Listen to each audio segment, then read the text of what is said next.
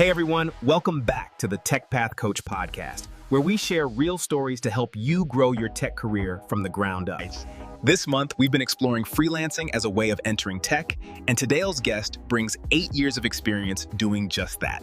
He's a full-stack developer who has built projects for government agencies, big companies, and global businesses. Please welcome Matins. Matins, great to have you here.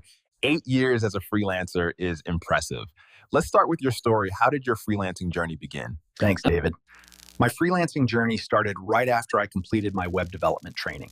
At the time, I didn't have a company job lined up, so I began taking on small freelance gigs, mostly portfolio websites and e-commerce builds for local businesses. Those early projects taught me discipline, client management, and how to deliver real-world solutions. What started as side projects turned into a full-time business that has now lasted 8 years. That's awesome. Yeah. 8 years in, you've obviously grown a lot. Can you share some of the biggest projects you've worked on? Absolutely. Yeah. Over the years, I've had the opportunity to build custom web platforms for government agencies and large private companies. One of my proudest moments was leading a team that developed a data management system for a provincial department. It streamlined how they tracked permits and reports. I've also worked with several multinational clients, building scalable web applications using React, Node.js, and Laravel. Each project gave me more confidence and credibility in the freelance world.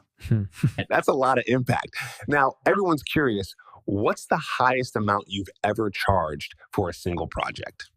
Good question. The highest I've ever charged on one project was 32,000 USD. Yeah. It was a full enterprise level web solution with API integration, user roles, analytics dashboards, and multi-language support. The client was a big international business, and that project showed me that freelancing can pay just as much or even more than a traditional job if you bring value and professionalism. Yeah. That's inspiring. Yeah. What advice do you have for beginners in tech who are learning web development and want to start freelancing?